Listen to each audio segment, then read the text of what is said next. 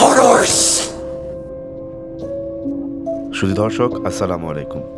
আমাদের নতুন এই ইউটিউব চ্যানেল অল নাইট হররসে আপনাদেরকে আজ একটি নতুন আঙ্গিকের গল্প শোনাতে আমরা সকলে হাজির হয়েছি রাত 11:30।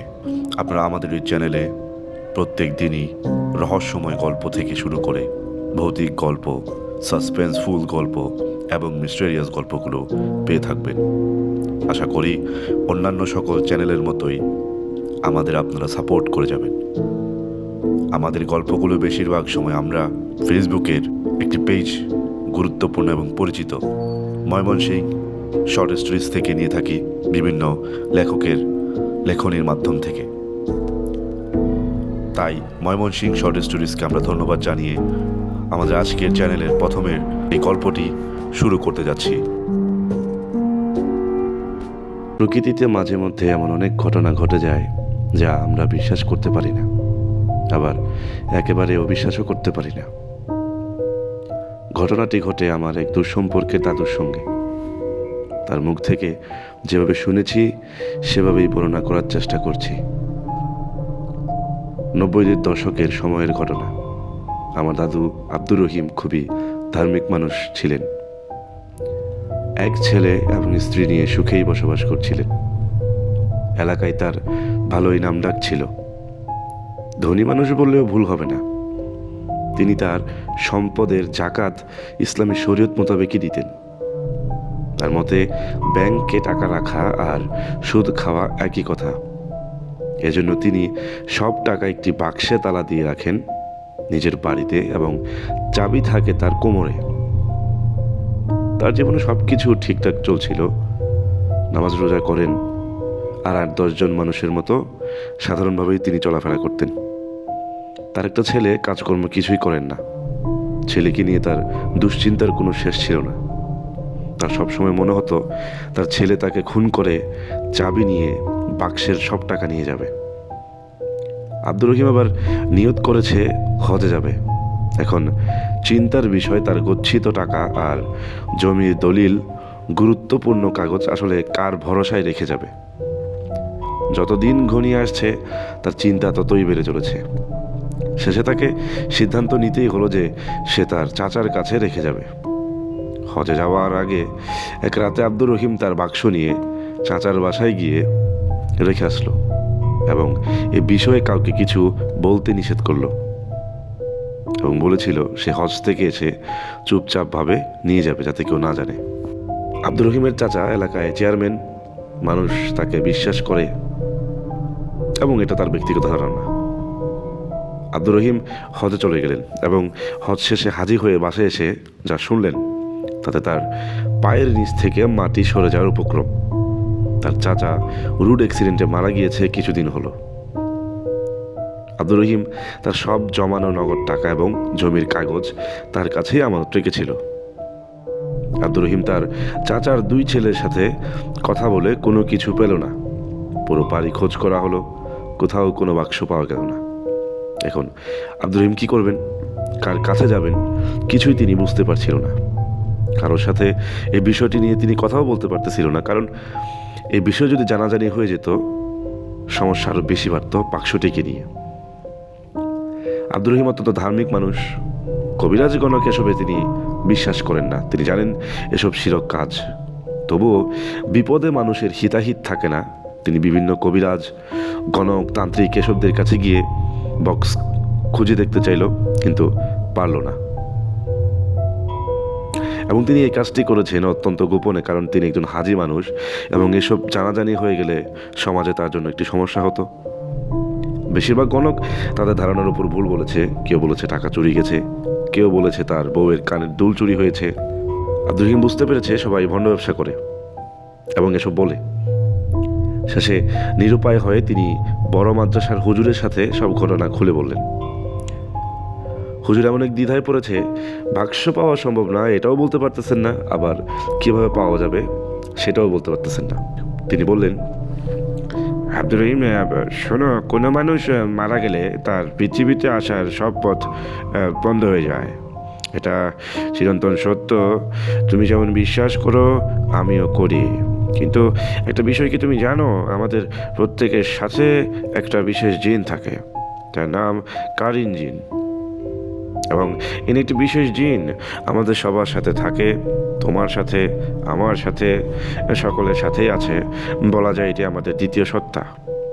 কারিন জিন কিন্তু আমাদের মারা যাওয়ার সাথে সাথে মারা যান না, তারা দীর্ঘদিন বেঁচে থাকেন।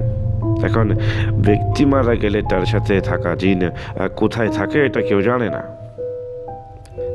আব্দুর রহিম হতাশ ভঙ্গিতে বললেন, হুজুর, তাহলে কি কোনো উপায় নেই? থাকলো জিন, তাও আমি কোথায় খুঁজবো তাকে? আসলে সে যেহেতু কোথায় থাকবে আমরা কেউ জানি না। আপনি আমায় কিছু তথ্য দিন, কিছু জানান, যেভাবে খোঁজার কোনো তাগিদ খুঁজে পাওয়া যায়। কোথায় খুঁজতে এবং কিভাবে খুঁজতে বলবো আমি নিজেও জানি না, তবে তুমি তার কবরের কাছে গিয়ে খুঁজতে পারো, এতে যদি কোনো লাভ হয়। হুজুর এই কথাটি বলল। কখন খুঁজবো? কবরের কাছে? আর কিভাবে এটা তো বলা মুশকিল, তবে ভারী রাতে খুঁজবো নাকি কোন সময়? এখন যেটা করবে, নামাজ পড়ো বেশি বেশি করে এবং আল্লাহর কাছে চাইতে থাকো। তিনি না চাইলে তো আসলে কিছুই হয় না। আব্দুর রহিম বাসায় চলে এলো। গভীর রাতে তিনি তাহাজ্জুদ নামাজ পড়লেন এবং হাতে তসবিহ গুনতে গুনতে তার চাচার কবরের দিকে রওনা দিলেন। কাউকে তিনি এই বিষয়ে কিছু বললেন না। গভীর রাত, চারপাশে ঝিঝি পোকার ডাক ছাড়া আসলে কিছুই নেই। তার ভয় করছে না, কারণ প্রবল উত্তেজনায় মানুষ অনেক কিছু করতে পারে, ভয় কাজ করে না। আব্দুর রহিম কবরের পাশে দাঁড়ালেন, সালাম দিলেন। কোনো সারা শব্দ তিনি পেলেন না। তখন তার ভয় করতে শুরু করলো। তিনি ভয়ে ভয়ে দ্বিতীয়বার সালাম দিলেন, কোনো উত্তর আসলো না। এবার তার গা কাঁপছে। কোনো রকমে তিনি বাসায় আসলেন। জ্বরে তার শরীর পুড়ে যাচ্ছে। তিনি হুজুরের কাছে গিয়ে সব খুলে বললেন। রাতের ঘটনা হুজুর বললেন, এসব বাদ দেন, সম্ভব না, ভুলে যান ওই বাক্সের কথা। টাকা আবার হবে, সমস্যা না। আপনি ভালো মানুষ, আর ভালো মানুষকে সম্পদশালী করে দেন আল্লাহ তাআলা, এবং কিছু দোয়া দূরত পড়ে নিজের গায়ে ফু দিন, আমিও দোয়া করে দিচ্ছি।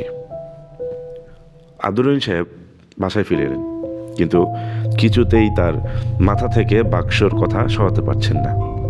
এবং সাথে তার জমি জমার কাগজ। টাকা না হয়ে ভুলে গেল, কিন্তু কাগজপত্র দিয়ে কী করবে? তার খুব প্রয়োজন। তার ভবিষ্যৎ রয়েছে, তার সন্তান সন্ততির ভবিষ্যৎ রয়েছে। তিনি ঠিক করলেন তিনি আজ আবারও যাবেন রাতে কবরের কাছে। গত রাতের মতো আজ রাতেও তিনি কবরের কাছে গিয়েছিলেন এবং ভয় পেয়ে রীতিমতো চলে আসতে হয়েছে। আজ তিনি আর হুজুরের কাছে যায়নি। আজ রাতে তিনি আবারও যাবেন কিনা এসব ভাবছেন। রাত অনেক হয়েছে। হঠাৎ তার মনে হলো কিছুদূর একটি শ্মশান ঘাট আছে, ওখানে গেলে কেমন হয়। তিনি সিদ্ধান্ত নিলেন শ্মশানে যাবে, এবং এখনই। তিনি ভয়ে ভয়ে শ্মশানে পৌঁছলেন। আশেপাশে কেউ নেই, পুরো ফাঁকা জায়গা, নদী পুরো ফাঁকা জায়গাটা হচ্ছে কারণ নদীর পাড়ে। তিনি সালাম দিলেন, অবিশ্বাস্যভাবে সালামের উত্তরও পেলেন, একদম তার সেই চাচার মতো। ভয় তার গা কাঁপছে। সে প্রশ্ন করল, চাচা, আমার বাক্সটা কোথায় রেখেছেন? উত্তর দরকার ছিল। উত্তর পেলেন, রান্নাঘরে মাটিতে পুঁতে রাখা আছে। তোমার চাচা মারা যাওয়ার আগে খুব করে তোমার বাক্সটির কথা বলে যেতে চেয়েছিলেন, সুযোগ হয়নি। রোড অ্যাক্সিডেন্টে হঠাৎ তার মৃত্যু হয়। আচ্ছা চাচা, আপনি শ্মশানে কেন? তোমার চাচা বেঁচে থাকতে তার সনাতন ধর্মের মানুষের সাথে ওঠা বসা, খাওয়া দাওয়া, চলাফেরা ছিল। এজন্য আমি তার মৃত্যুর পর কারিন হলেও কবরস্থানের আশেপাশে না থেকে এই শ্মশানে পড়ে আছি। আব্দুর রহিম চলে এলো বাসায়। তার এখনো বিশ্বাস হচ্ছে না আসলে এটা সত্যি ছিল নাকি তিনি স্বপ্নে দেখেছেন। এসব নিয়ে তার ভাবার সময় নেই। সে এখন অপেক্ষা করছে কখন সকাল হবে, হলেই সে তার বাক্স খুঁজে পাবে। ভোরের আলো ফুটতেই আব্দুর রহিম তার চাচার বাসায় গিয়ে রান্নাঘর খুঁড়ে তার বাক্স খুঁজে পেয়েছিল। বিষয়টি চারিদিকে জানাজানি হয়ে গিয়েছিল। লোকমুখে কেউ বলছে সত্য, কেউ বলছে গুজব।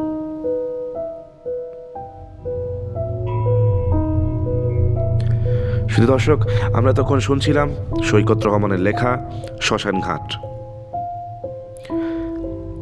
আমরা পরবর্তীতে আবারও আসবো অল নাইট হররসে আরও একটা নতুন গল্প নিয়ে। আজকের মতো এখানেই ধন্যবাদ। প্রথম গল্প হিসেবে সকলে আমাদের গল্পটিকে শুনবেন, কমেন্ট করবেন, লাইক করবেন। আমি নাইমুল, এখানে সমাপ্তি। আল্লাহ হাফেজ, আসসালামু আলাইকুম।